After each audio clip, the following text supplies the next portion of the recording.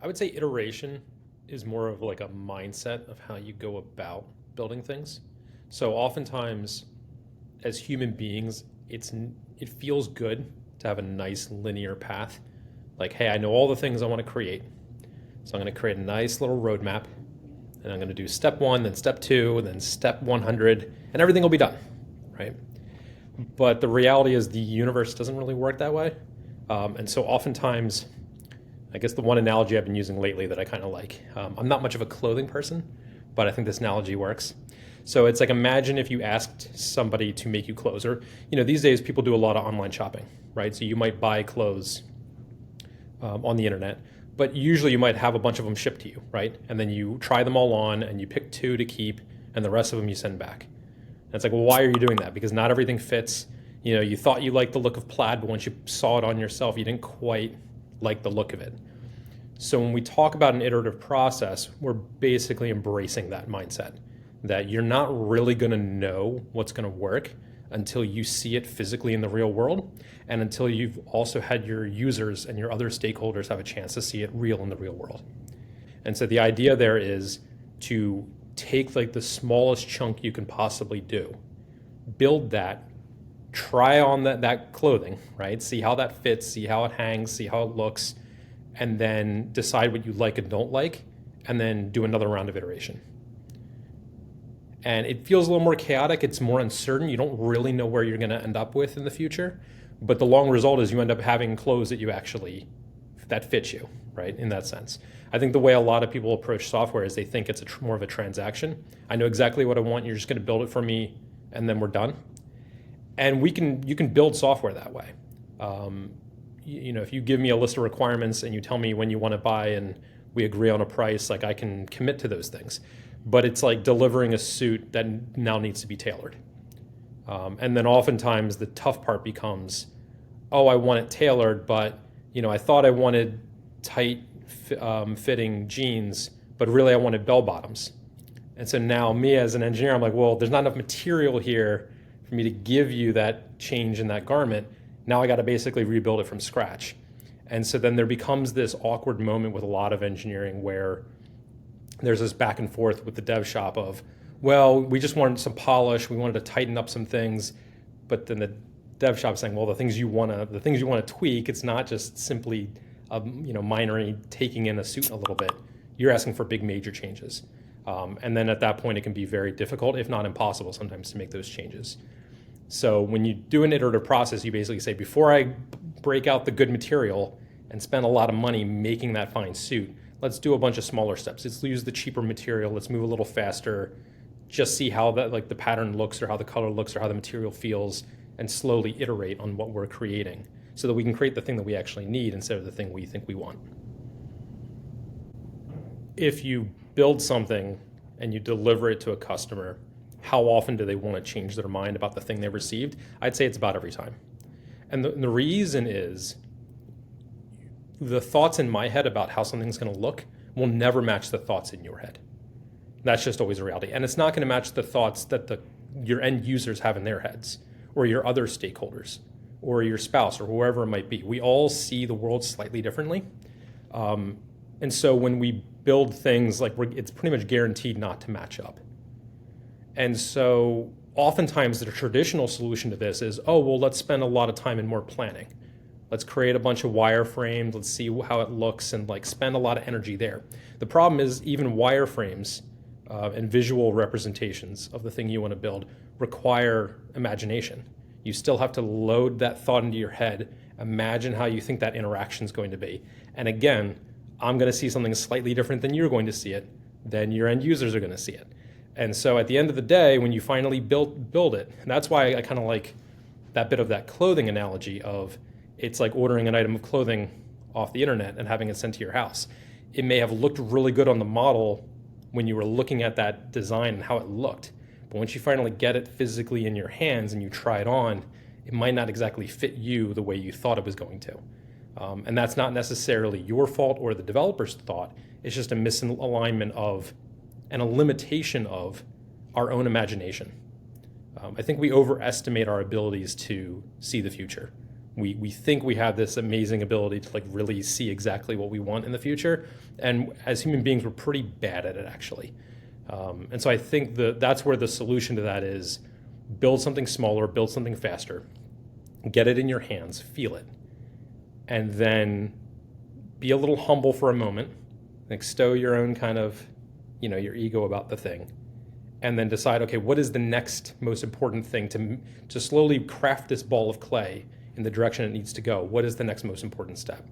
And you do want to think about that long-term vision you have, but you don't want to let that bias you towards building something a certain way today, right? The thing you want to build today needs to solve that problem today, and then let it evolve over time. It's almost like, some ways, it's kind of like raising a child. You might have your own thoughts about what you think is best for them, but if you kind of let them grow on their own and grow in the direction that they need to grow in, you'll end up with a much stronger human, much stronger product that you're making. Vision is always going to be important versus feedback when you're building a product. You do always want to know the direction that you're building in, but you don't want to put on the blinders and build too long in that direction. And so I think typically it's basically both. It's an and both kind of situation. And so you typically want to spend maybe a month of building in a certain direction. Take a step back, again, feel it in your hands, ask yourself, is this still in line with our long-term vision? Put that in the hands of other people. Put it in the hands of stakeholders or potential users, especially if you're interacting with a user and when you're saying like, hey, it's not finished yet, but we wanted to give you a sneak peek at this thing that we're building, getting their feedback as well. And what you'll find over time is little by little, the thing that you're building with that feedback that you're getting doesn't align with your long-term vision, but sometimes you won't even notice it, that you will be updating your vision to reflect the feedback that you're getting. But then you'll also then maybe be changing some of your short-term plans based on that vision, right? So it's this back and forth between reminding ourselves about what it is we're trying to actually build, what's the problem we're actually trying to solve, and then seeing how that contrasts with what we're learning today from the thing that we've built in the short term. And sometimes, I would say not very often, but there's always a chance that those two things will clash heavily, where you realize that like what your users are asking for and what your other stakeholders say matters is not in line with your long-term vision. And if that happens, well, better to have that conversation now than to wait until later. But I think more often than that, what you'll see is your long-term vision will slowly evolve as you're going, as the future becomes less cloudy, because the more you build and every chance you get to feel that thing physically in your hands and test it in the real world, the future becomes less cloudy, and so your long-term vision becomes less cloudy. And so your long-term vision will then shift slightly, but then also the thing that you're building today will slowly shift a little bit. And it's better to do that in small steps. If you're going to pivot, you want to do a 5-degree pivot or a 10-degree pivot. You don't want it to pull a 90-degree change, which I think is how most people end up building. They throw a dev team on it and they give it 6 months or a year, and then when it finally comes out the other end, it's like, this isn't what we wanted at all, or it's exactly what I asked you for. You gave me exactly what I wanted, and I put it in front of users' hands, and they hated it.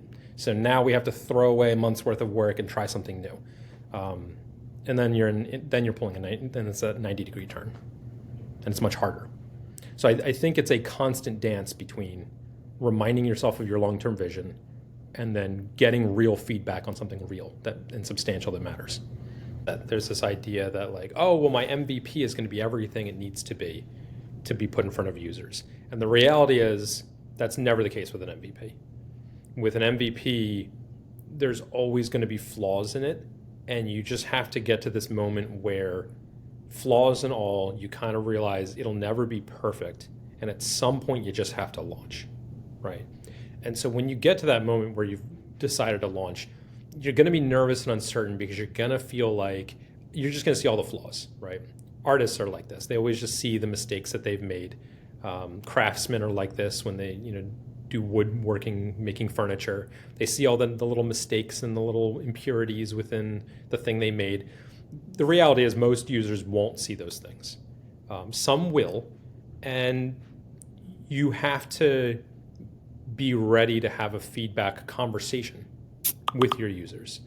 There's a number of ways to do that. If you search it online, you'll see like, oh, there's all these software tools you can install and have it like monitor how long users spend on the platform before they leave and all those sorts of things. Those tools can be valuable, but usually only after you have a lot of users. Early on, especially if you're bringing on users one at a time to your platform, maybe they're users who you've interacted with face to face directly, you may want to take more of a white glove kind of approach, where, especially if you were building a platform that solves a problem that was previously done by hand. So I think a lot of the products that I see are something that's typically done by a human being would do a process manually, and now they want to build an app to automate that, right? Especially early on with your MVP, if it feels very limiting and it doesn't have all the features you want, it's really not gonna, it might not necessarily move the needle for the users. I think you can take that as a white glove approach of, I'm still going to be the one, my company will help solve this problem for you. And some of it's going to be automated on our platform tool that we've built and we're continuing to build, that's in beta or it's in alpha or whatever it is we're calling it. And some of your problems are going to be solved by a human being, but we're here to help you through this process. And if you take that kind of approach, then you'll get a lot more honest feedback one-on-one from users. There's this term in user experience called conspiracy of silence. And what it means is if a user runs into a bad experience, and in bad design, right, where they go to press the door open to leave the building, and they press it and it doesn't move forward, and like, oh, darn, I'm supposed to pull this door open. So they grab it and they pull it open. Oftentimes users will blame themselves, like, oh, I'm an idiot for not noticing that I needed to pull instead of push, or push instead of pull. But oftentimes that's just bad design. But the user will never complain. They'll never say like, oh, this was poorly designed. They'll blame themselves and then move on. And so that kind of feedback is really hard to get from users unless you're observing them on the platform as they work. And the nice thing about trying to, if you can, taking a white glove approach, is it gives you the opportunity to say, hey, since we're doing a white glove service for you, how about I help you onto the platform and I walk you through the platform? If you do that, it gives you the opportunity to see them go through the platform without your help, right? You just say, hey, just go create an account. And you kind of sit back and watch them create an account. And then you get to see whether or not they have friction on a certain spot. You might realize, hey, there's this question we ask during account creation that's obvious to me, but every user I see do it, they hesitate and pause for a second and sit there and they don't know how to answer the question. And then in fact, half the time I even have to tell them what that question means before then they finally make their choice and hit sign up. That could be a huge friction point for your tool that you might not ever notice. And so, especially early on when you only have a very small number of users, 1 or 2 users, I think that white glove approach can be invaluable to really be able to see how those users behave on your platform. As you get bigger and as you've ironed out a lot of those rough spots, then you can start doing more automated monitoring tools. But really, like, that feedback from real users matters a lot. I think there's a lot of entrepreneurs out there who think they're like, oh, I know my industry, so I know what these users need, I know what they care about, I know what they understand. But oftentimes, once you become an entrepreneur, you no longer think like a real user in a way, and you often will be surprised of the things that they get stuck on that would seem like not a problem for you. And I think it's because entrepreneurs and engineers and people in tech and in this kind of industry, they have a level of tolerance with risk and uncertainty that a real user doesn't have. And so when we get confused by something, we might say, well, let me just try and make a choice and see what happens. Does the platform change if I make this choice? Because I know I can probably come back and edit it later, right? I'll just save the form, and if it doesn't do what I like, I'll go back and edit it. And then it's kind of surprising when you realize like a lot of users might not do that. They'll just get stuck on that question and not know how to answer it, feel like they're stuck in analysis paralysis, and then they'll just walk away. And they'll just say, oh, I'll just close it and come back later when I can figure out the answer. And they never actually hit the save button. And so there can be this weird disconnect between how we as entrepreneurs think and how real users think.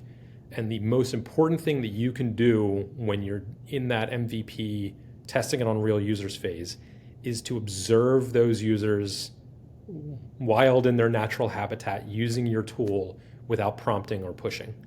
to see how they react to it. And you'll probably see some surprising things as a result of that.